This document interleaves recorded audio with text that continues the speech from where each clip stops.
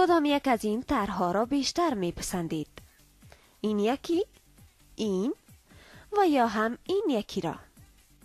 به نخستین مرکز تتوی افغانستان خوش آمدید.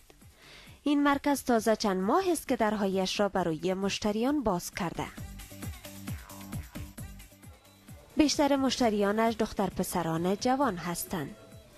افرادی که باور دارند این نقش ها آنها را خاص و متمایز می کند.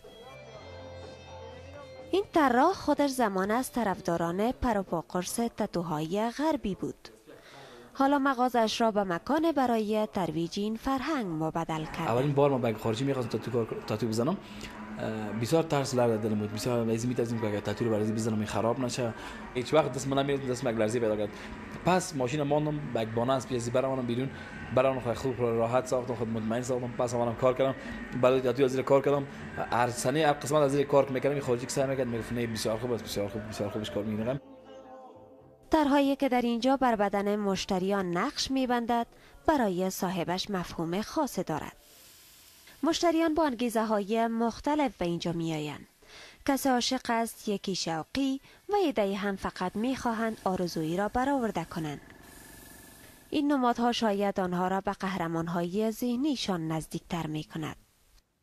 من خودم یک بوکسر هستم. وقتی که در مسابقه میرم باید اندامم زیبا معلوم شود. در علاوه که اندامم زیباست در مسابقه اشتراک میکنم، میخوایم دیگه اندام زیباتر شود. بر اولین بار است که در دستم تتو میزنم. شاید مثل ما ده ها دختر پسر افغان وجود داشته باشد که دوست دارند تتو را یک بار امتحان کنند. این فیشن نو کم کم دارد در میان نسل جوان در افغانستان رواج پیدا می کند. طرح‌های تتو به صورت آماده از خارج وارد می شود. نقش‌های روی بدن مشتریان هم موقتی است. ملاحظات مذهبی تتوی دائمی را ممنوع کرده.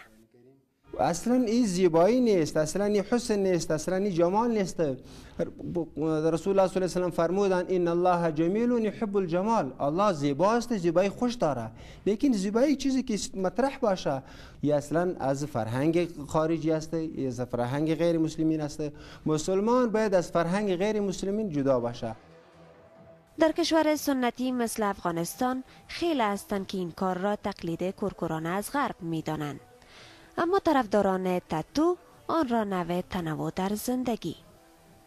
مریم غمگسار، BBC کابل.